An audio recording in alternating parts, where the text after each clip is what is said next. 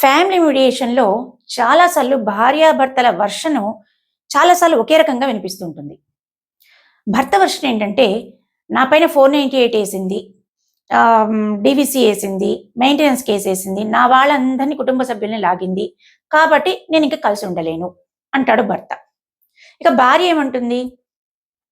Situations అలా తీసుకొచ్చాడు కాబట్టి, ఆ కుటుంబ సభ్యులు అలా తీసుకొచ్చారు కాబట్టి నాకు కేసు వేయక తప్పలేదు. ఇంక రెండో మార్గం లేదు కాబట్టి ఏశాను. దానిలో ఏం రాసున్నారు అనేది మా లాయర్ చెప్పినట్టు చేశాను అని చెప్తుంది భార్య. అయితే నిజంగా విడిపోవడానికి కారణం ఎవరు? ఈ విషయం గురించి ఈ వీడియోలో తెలుసుకుందాం. ముందుగా ఏ కేసులు ఫ్యామిలీ డిస్ప్యూట్లో ఫైల్ చేస్తారు అనేవి ఒకసారి చూద్దాం. క్రూయాలిటీ గ్రౌండ్ కింద 498A డొమెస్టిక్ వైలెన్స్ జరిగింది కాబట్టి రక్షణ కోసము డొమెస్టిక్ వైలెన్స్ కేసు. మూడోది భరణం కావాలి అంటూ మెయింటెనెన్స్ కేసు. ఈ 3 జనరల్గా ఫైల్ చేస్తారు. డైవర్స్ కేసులు ఫైల్ అవుతుంటాయి, జ్యుడిషియల్ సపరేషన్ కేసులు వేస్తుంటారు, లేదంటే కొంతమంది కలిసి ఉండాలి అనే ఉద్దేశంతో ఆర్సీఆర్ అంటే రెస్టిట్యూషన్ ఆఫ్ కాంజుగల్ రైట్స్ వేస్తూ ఉంటారు. అయితే ఇప్పుడు మనం ముందుగా చూసేది ఏంటంటే, హస్బెండ్ వర్షన్ ఇలా ఉన్నప్పుడు, భార్య వర్షన్ ఇలా ఉన్నప్పుడు వాళ్ళిద్దరి మధ్య డిస్ప్యూట్ జరిగింది అని చెప్పడానికి ముందుగా వేసే 498A DVC and MC case.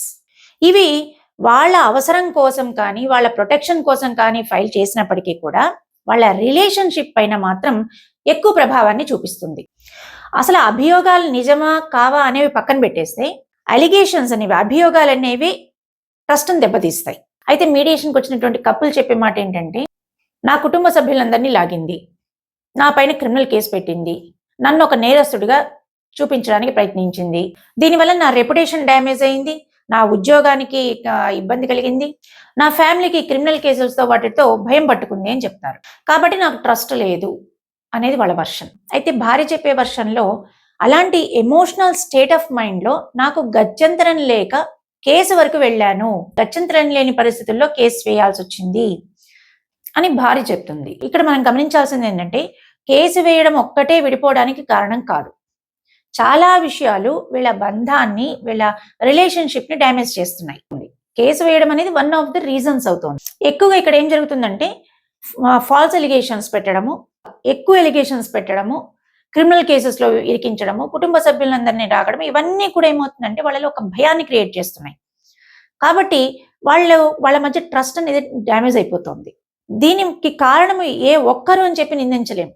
నాకు తెలిసి దీనికి మెయిన్ కారణం, ఇన్ని మీడియేషన్లో చూస్తుండగా ఎవ్రీడే మీడియేషన్స్లో నేను గమనిస్తున్నది ఏంటంటే, కమ్యూనికేషన్స్ లేకపోవడం, భార్యాభర్తల మధ్య కమ్యూనికేషన్స్ జరగకపోవడం, ఎమోషనల్ డెసిషన్స్ తీసుకోవడం, ఎర్లీ మీడియేషన్ లేకపోవడం. అంటే డిస్ప్యూట్ పెద్దదైన తర్వాత మీడియేషన్ చేసేదానికన్నా అది చిన్నగా ఉన్నప్పుడే వాళ్ళ మధ్య ఒక సంధానాన్ని క్రియేట్ చేస్తే ఆటోమేటిక్గా ప్రాబ్లమ్ సాల్వ్ అయ్యే అవకాశాలు ఎక్కువగా ఉంటాయి.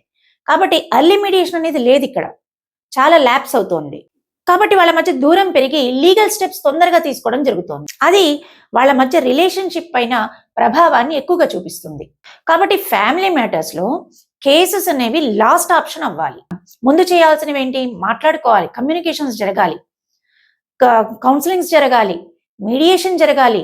ఇవన్నీ తర్వాత లాస్ట్ ఆప్షన్గా కేసు అనే దానికి రావాలి. లీగల్గా ప్రొసీడ్ అయిపోయి మామూలు కేసులు వేసుకోవడం దానికి వెళ్ళిపోయారనుకోండి, ఆటోమేటిక్గా వాళ్ళ మధ్య రిలేషన్షిప్ రికవరీ అవ్వడం చాలా కష్టమైపోతుంది. వన్స్ కేసెస్ వేసిన తర్వాత మాట్లాడుకోవడం, వాళ్ళు డైరెక్ట్గా మాట్లాడుకోవడం అనేది జరగదు. వాళ్ళ లాయర్లు మాట్లాడాల్సిందే. కాబట్టి వాళ్ళ లాయర్లు ద్వారానే మాట్లాడతారు తప్ప నుంచి వాళ్ళు డైరెక్ట్గా మాట్లాడుకునే కమ్యూనికేషన్స్ అనేవి అసలు ఉండవు.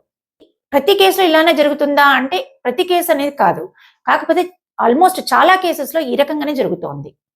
అయితే దీనికి ట్రస్ట్ ఎందుకు దెబ్బతింటోంది అంటే, అన్నిటికన్నా ముఖ్యమైనది ఏంటంటే కమ్యూనికేషన్ బ్రేక్ డౌన్ అయిపోతుంది.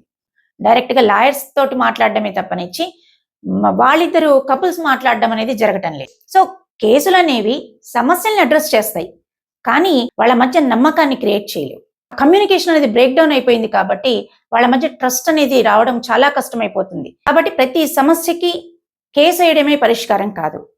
ముందు కలిసి మాట్లాడుకోవాలి, అవసరమైతే కౌన్సిలింగ్ ఇవ్వాలి. వేరియస్ మార్గాలు ఉన్నాయి, ఆ మార్గాల్ని ముందు మనం ఫాలో అయిన తర్వాత ఇంకా లాస్ట్ ఆప్షన్గా కేసు అనేది పెట్టుకోవాలి. ఈ వీడియో కనుక మీకు నచ్చినట్లయితే తప్పకుండా లైక్ చేయండి, షేర్ చేయండి.